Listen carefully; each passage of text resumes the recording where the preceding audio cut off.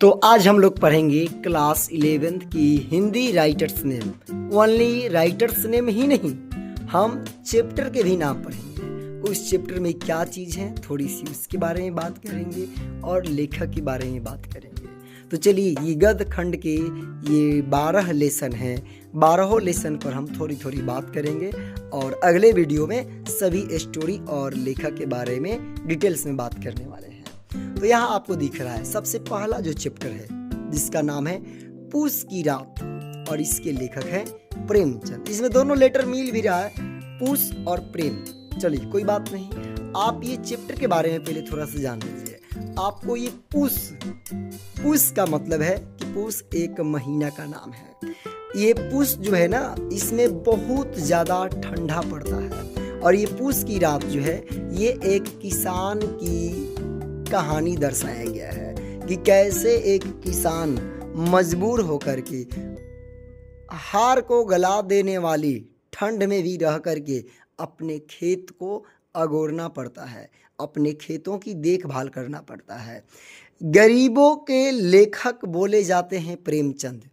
गरीब, मजदूर, असहाय लोगों की जो बातों को लिखा, जो मजबूर लोगों की इतिहास को, उनके भावों को समाज के सामने रखने का कार्य किया, वो व्यक्ति हैं प्रेमचंद। इसलिए प्रेमचंद को किसानों के लेखक, मजदूरों के लेखक, असहाय लोगों के लेखक कहे जाते हैं। और ये जो पूस की रात है, ये स्टोरी एक किसान की है, जिसमें हमें देखने को मिलता है कि किस तरह से एक मजबूर किसान अपने कर्ज को चुकाता है, किस तरह से वो खेत में ठंड में रहने के लिए भी मजबूर होता है। फिर हम सेकंड जो चैप्टर है, आपको दिख रहा है, सेकंड चैप्टर है कविता की परख। कविता की परख, ये चैप्टर के नाम से ही पता चल रहा है ना कि इसमें टेस्टिंग किया जा रहा है, यानी कि टेस्टिंग ऑफ पोयम। यानी कि ये जो कविता है ना, कविता क्या होता है, कविता का अर्थ क्या होना चाहिए, कविता कब कहेंगे कि ये चीज़ कविता है, इसकी परख हम करेंगे इस चैप्टर में। और इस चैप्टर के लेखक जो हैं, राइटर, वो रामचंद्र शुक्ल हैं। वो बताए हैं कि हम कब कविता कहेंगे। कुछ भी लिख देना कविता नहीं होता है, कविता का भी कुछ मतलब होता है। कविता की क्या मतलब है, कविता का भाव क्या होना चाहिए, कविता क्या कहना चाहती है, कब हम कहेंगे किसी चीज़ को कि वो कविता का रूप धारण कर लिया है, ये बातें हमें इस चैप्टर में पता चलेंगी। तीसरा जो चैप्टर है, आंखों देखा गदर, इसके लेखक है विष्णु भट्ट गोडसे वड़सईकर। तो इसके जो लेखक हैं विष्णु भट्ट गोडसे वड़सईकर, इन्होंने मात्र एक ही अपना स्टोरी कहानी लिखे, आंखों देखा गदर। आंखों देखा गदर जो है, ये सच में आँख के द्वारा देखा गया गदर है, जो कि वड़सईकर जी के द्वारा देखा गया। वड़सईकर जी जो कि अपने एक तरह से कास्टिंग जो बात करें, वो ब्राह्मण हैं। इन्होंने मतलब कि ये गरीब होने के चलते ये खेत में भी काम किया करते, लेकिन अपना भरण पोषण करने के चलते ये ग्वालियर गए, ताकि वहाँ पे जो यज्ञ हो रहा था, उस यज्ञ में इनको कुछ दक्षिणा स्वरूप मिल सके, जिसके चलते इनका कुछ पारिवारिक स्थिति ठीक हो जाएगा। इस चीज़ के लिए वो ग्वालियर गए, लेकिन वहाँ जाने के बाद जैसे ही वहाँ ये एंट्री करते हैं, वहाँ लड़ाई शुरू होती है 1857 की। जिस समय झांसी की लड़ाई चल रही थी, जिस समय की झांसी की रानी लक्ष्मीबाई युद्ध में निकल पड़ी थी, युद्ध के लिए चल पड़ी थी, उनके ही किला में ये पहुंचते हैं विष्णु भट्ट। और ये जब वहाँ से लौटते हैं तो इनके द्वारा लिखा गया जो आंखों देखा गदर, इनको सहयोग किया गया अन्य लोगों के द्वारा, तब जाकर के ये जो कुछ भी अपने आंखों से देखा उसको इन्होंने लिख डाला। और लिखने के बाद वही जो एक कहानी लिखी अपने पूरे जीवन में, वो रहा आंखों देखा गदर। फिर इसके बाद जो अगला चैप्टर है, बेजोड़ गायिका लता मंगेशकर। चैप्टर के ही नाम से पता चल रहा है, बेजोड़ गायिका मतलब कि नॉर्मली नहीं, असाधारण, मतलब इनके जैसा कोई नहीं। तो लता मंगेशकर कुमार गंधर्व इस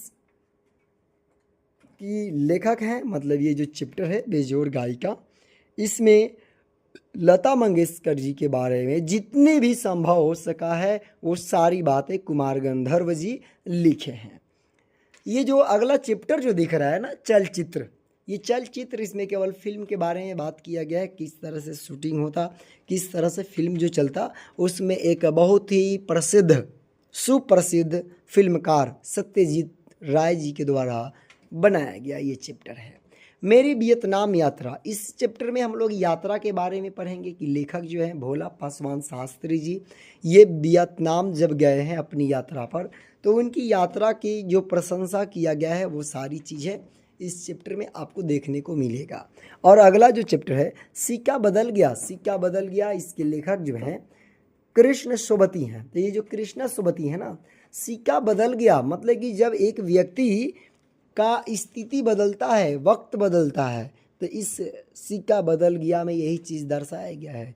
इसमें एक शाह सहानी की स्टोरी है कि शाह जब होते हैं तो किस तरह से अपना पूरा राज चलाते हैं, किस तरह से वो ठाट बाट के साथ ज़िंदगी जीते हैं, लेकिन उनके चले जाने के बाद सहानी की स्थिति कैसी हो जाती है, उसी दुर्दशा को इसमें दर्शाया गया है। इसीलिए इसका नाम रखा गया है सिक्का बदल गया। मतलब कि एक समय ऐसा था जो कि सब चीज़ था, और उसी ज़िंदगी में एक ऐसा समय आया जब सारी चीज़ें समाप्त हो गई, कुछ भी नहीं दिखा, मतलब कि कुछ भी नहीं रहा।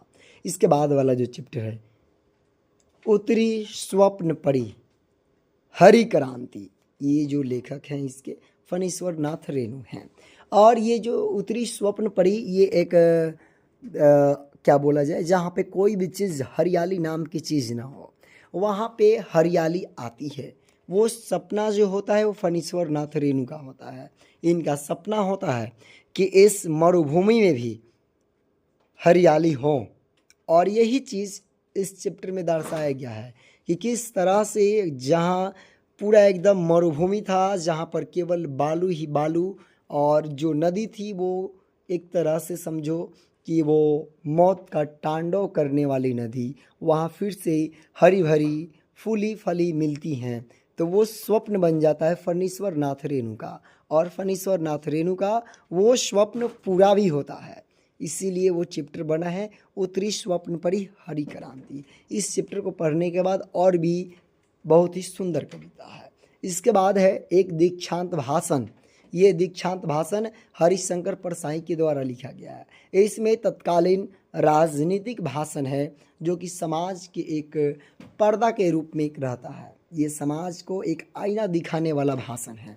जब ये चैप्टर स्टार्ट होगा उस चैप्टर को आप देखेंगे कि ये कैसा चैप्टर है, कितना सुंदर चैप्टर है।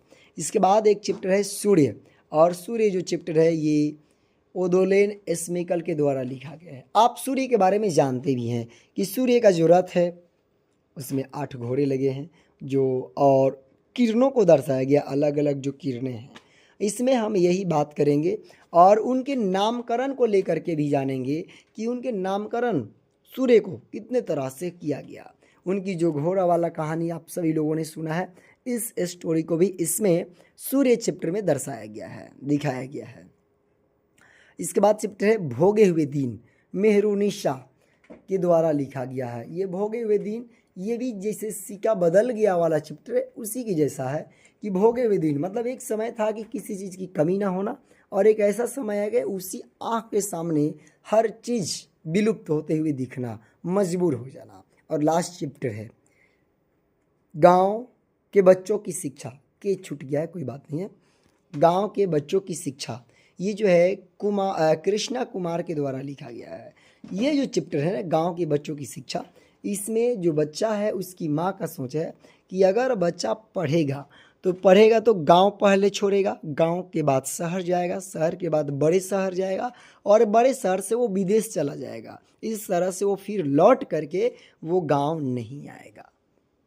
इस तरह से इसमें दर्शाया गया है, गांव के बच्चों की शिक्षा पर बात किया गया है।